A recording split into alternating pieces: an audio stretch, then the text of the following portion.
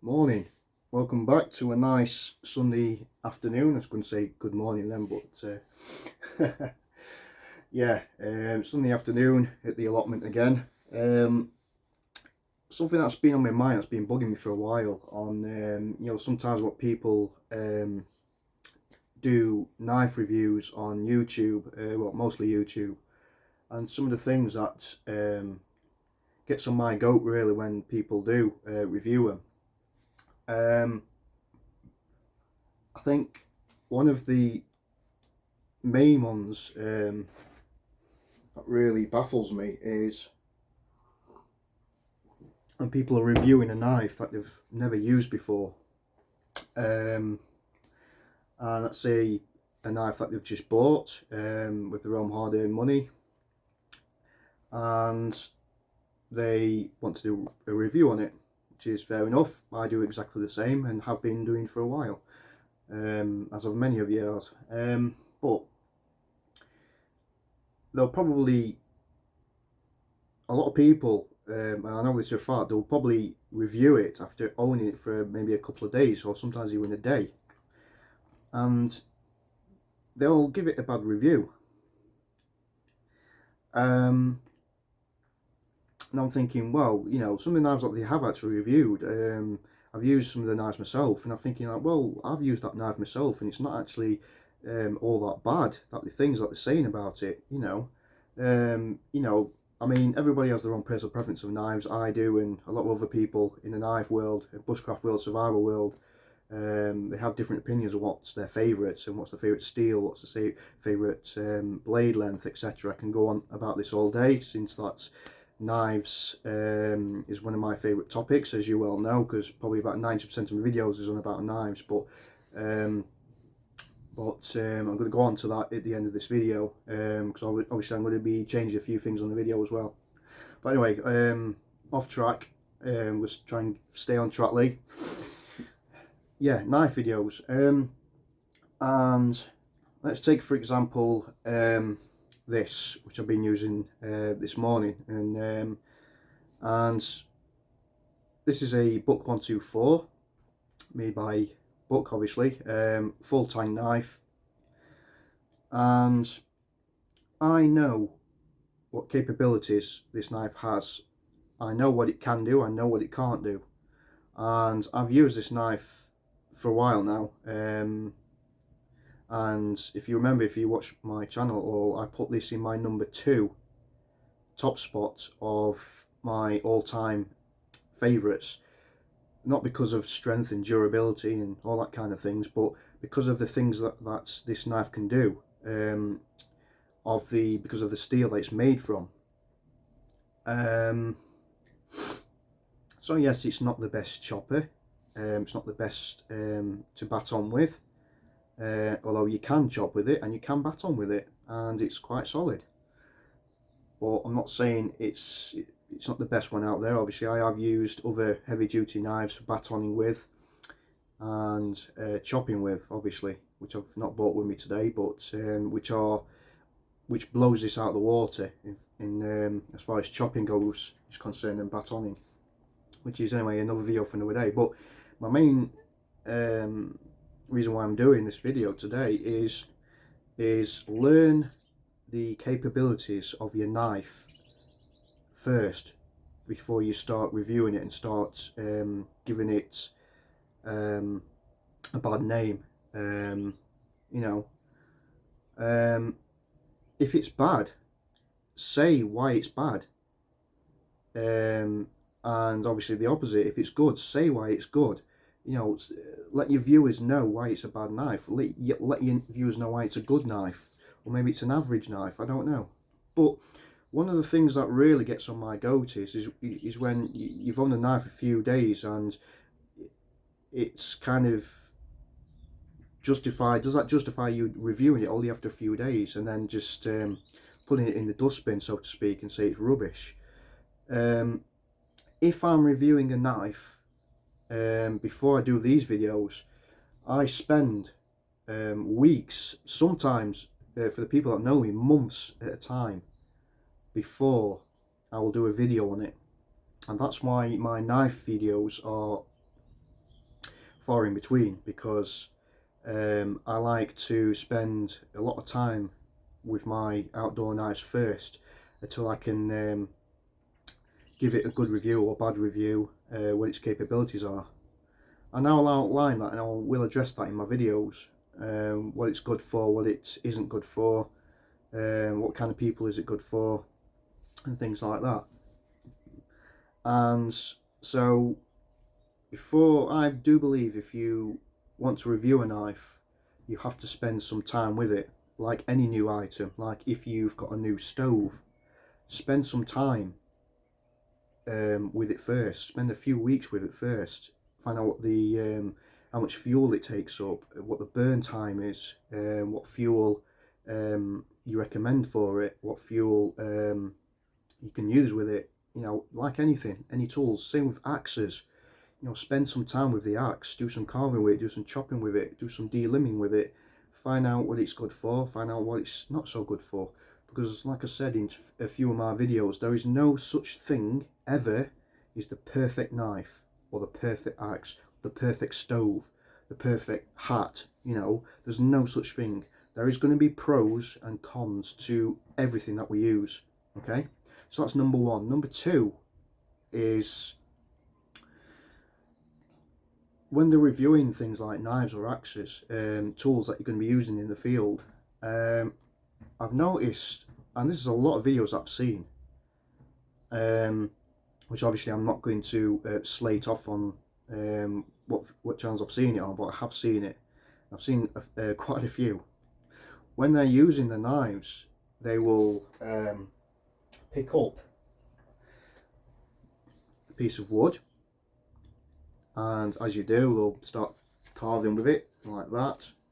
Oh, look at this knife, so sharp. And they might baton through it, they might chop with it, and they seem to be using the same wood for their reviews over and over and over and over again. Now sometimes if you've got your own woodland, let's say you're in a wood that's got only pine trees growing in it, then obviously I do understand that. But just because a big knife isn't as good as chopping through, let's say, pine, is another knife that you've got, does it mean that the knife is rubbish? Just because it doesn't carve the pine as good as any other knife that you've used, does it mean it's rubbish? No, not really. Let's say why it's rubbish. You know, is it rubbish because of the grind that they've put on it? You know, and a lot of people don't really go in depth sometimes to the videos, and in a way, I mean, I understand we have to keep our videos down. We don't want all our videos to be like an hour long, which I've done in the past, you know, 45 minutes to an hour long. But somewhere we can slip that in there. And just because your knife is not good with one wood doesn't mean it's not going to be good with a different wood. Because don't forget, wood is the same as knives. You know, it's got different characteristics. It's got different strengths. It's got different grains, different barks. You know, and it's the same with knives. Different profiles, different steels. You know, so find out what it would be good for and what it's not good for. So just because it doesn't chop through a really hard piece of pine or oak or something like that, that it's probably not built for in the first place, it doesn't mean it's a rubbish knife. It's just not the right tool to do that kind of job. You understand? So using this as an example, I can't remember if this is cherry or sycamore, I'm not too sure. Okay, so example is, okay, so I'm doing my review. Yes, it's going through this like butter. Really good carving. You know, getting it all over the camera. Okay, so you've got that, you've got your notching, just basics like this. Okay. Okay, so you've got your stick, you've debarked it, you've notched it like that. Okay, and say, oh, this is really good, it's really sharp, really good for notching, it's an excellent carver. And then say you get another stick, which is this one, okay, using the same knife, okay, debark it. But if you've noticed, it's not going through this particular wood as easy as the cherry that I've just shown you.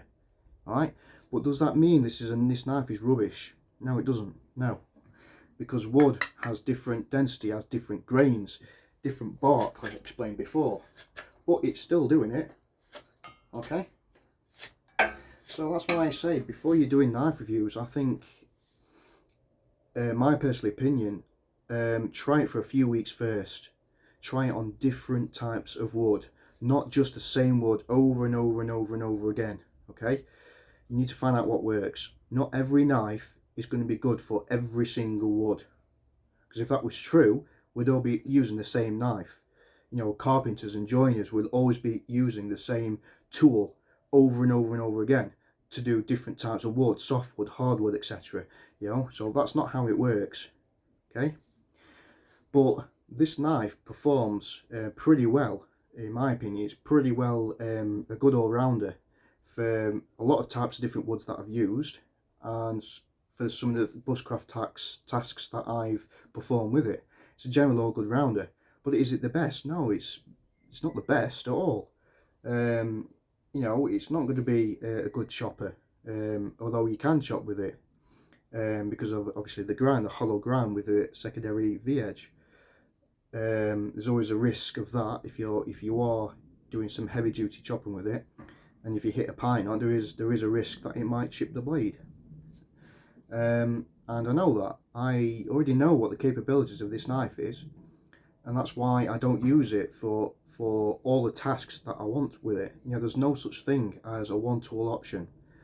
There just isn't. You know, we use different tools for different things, different size blades for different kind of things. Like in the world of bushcraft, everybody's obsessed with these woodlaw style blades, which is a traditional kind of bushcraft knife in a way. But is it good for everything? Is it good for chopping? No, it's not good for chopping, you know, or batoning or anything like that. Although you can baton with it, but you'd have to stick to say softer woods that's probably no thicker than your wrist, whereas more heavy duty blades can do a lot thicker than that.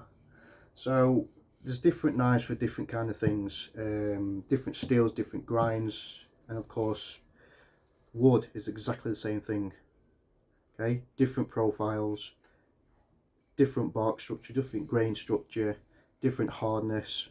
So think about your knife being the same as a piece of wood. Okay, what is it good for? What kind of wood is it good for? Because it's not, chances are it's not going to be the same. You're never going to be using the same knife for different types of wood. Okay, and that's probably my second concern when people doing knife reviews. You know, and you know, they're always using the same wood, and then they brand it saying it's not bad, it's all right, but it can do a lot better than that. You know, well, try it on a piece of green wood. If you're using feather sticks, stop using hardwood and then go over to some green wood, and you think you might find that it goes through green wood a lot better. Okay, so yeah, it can carve through this hardwood, no problem, but this wood, it carved it a lot better because the other wood is softer, and you can get softer wood still. Like this one, I chopped this down recently, still got the green bark on it, and obviously nothing at all. I'm not even putting weight on the blade. Okay, this is green wood. Look how easy that bark is coming off. Now 9 times out of 10 you can probably do this with any knife that you've got, including a good sharp pocket knife. But again, this is very soft wood. This is very green wood. Okay, so again, slicing, you know, you can slice all day long with this green wood, you know, all day long, and it'll just blitz through it like most knives would. Okay, so I like to spend a bit more time with my knives on different types of woods, see what it's good at, see what it's not so good at. What my aim is to find a general all-rounder that's good at most tasks but master of none. You've probably heard the saying by now, and that is right. There's never going to be one ultimate knife that does absolutely everything 100% spot on.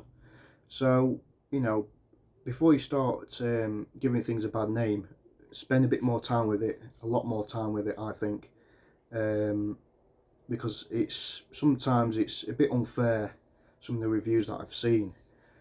And like I said, it's a bit upsetting really, because obviously some of the knives that is being bad-mouthed in some videos, I've been using for ages, and I find it actually the opposite. I've actually found it to be a good knife.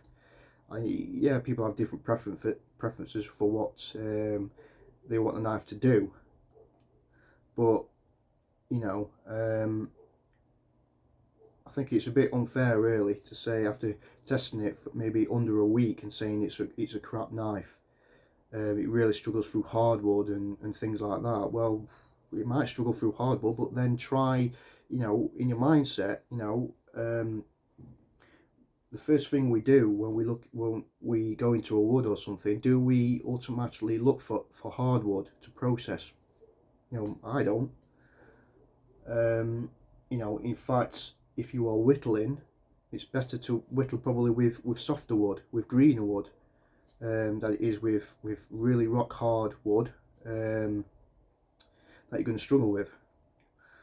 So I think sometimes some opinions is a bit harsh, really. And let's not mention some of the abusive videos that you see. You know, knives like this trying to smash bricks with it, and then you try and stab through, you know, 2-inch thick bloody solid steel, you know, which is not what the knife's for. I suppose it teaches you how durable the knife is, but you know, it's a bit obsessive, and it actually does put people off knives. You know, if their knife doesn't stab through you know, a 10mm thick ammo can, or doesn't smash a brick with not a single chip on it, then they say, oh, that knife must be crap, I'm not buying it because it won't smash a brick. You know, I mean, it's a knife, guys, it's not a crowbar, it's a knife. You know, I've never gone into a wood and say, with a knife, and say, this knife that I've got in my hand, it's not very good because I can't smash bricks with it, or I can't smash it through a car window, or I can't stab through a car bonnet, or things like that. You know, that's not what it's for. As long as I use it for what all intents and purposes this knife is for, then it doesn't matter. I'm not bothered that it's not going to smash through a brick. I'm not going to bother when it like doesn't stab through a bloody solid steel car. You know, who does that? But yeah, we are going off subject. So test your gear, not just with knives and axes and things, just in general, your bushcraft kit. I think before you start doing reviews and slating things, just use it for a few weeks, because it might surprise you. A lot of knives that I've bought over the years, including this one, it's really surprised me. When you first glance, you think, yeah, I think straight away it's going to fail this, that, and the other, and then you use it and you think, well, you know what, it's not actually that bad, and it's not failed on the things that I first said it would. So yeah, I mean, you know, just spend some more time with your tools, learn the characteristics of what it can and can't do, and let's not try to be too judgmental on the knives. I mean, if you've used a knife for a few weeks and you can honestly put your hand on the heart and saying this knife is rubbish, then in my opinion, yes, it will be rubbish.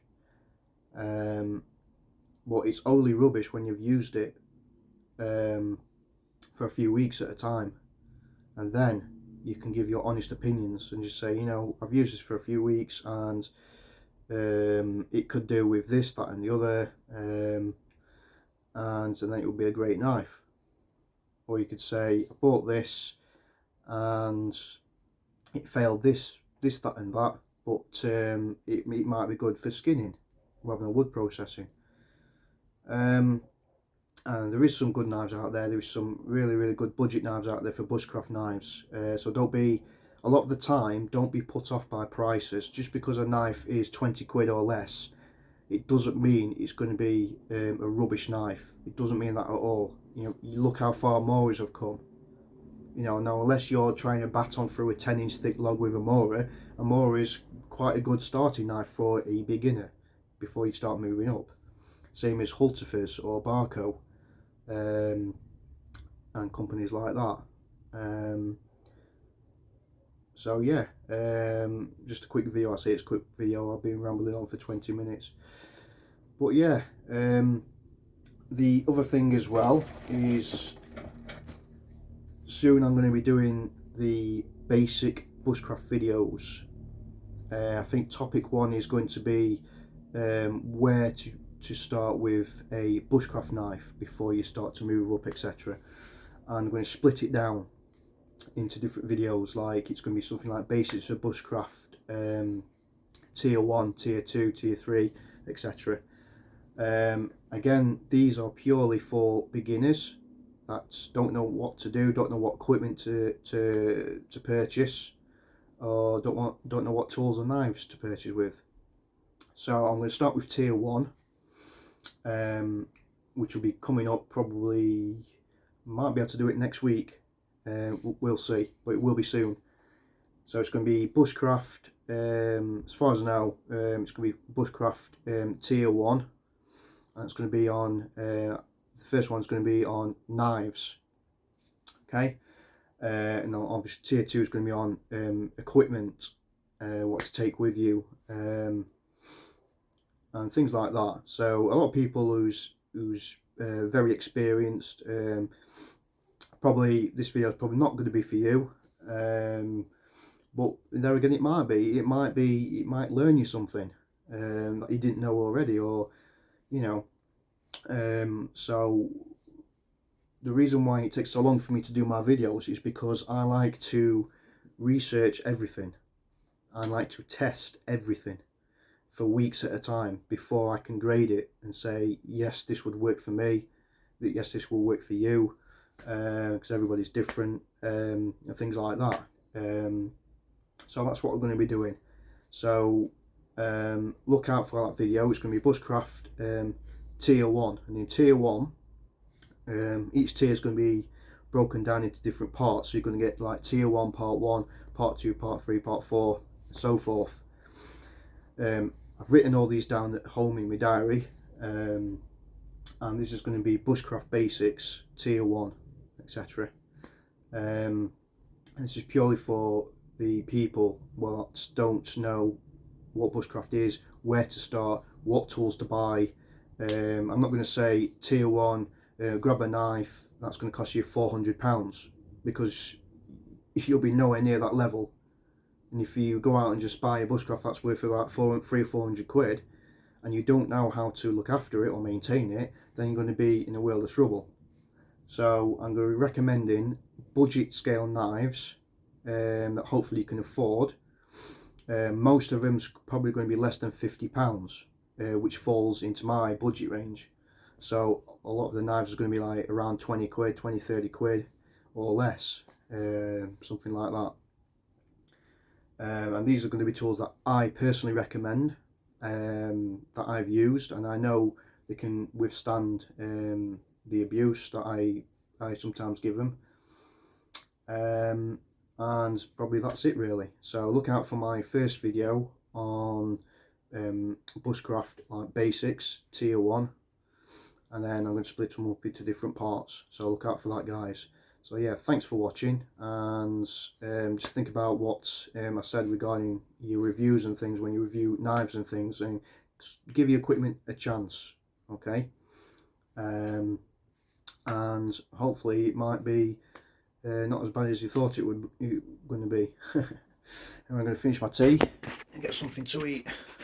Thanks for watching. Like I say, watch out for my next video on Bushcraft Basics. Can't even talk today. Bye bye for now. Thanks for watching. Peace out.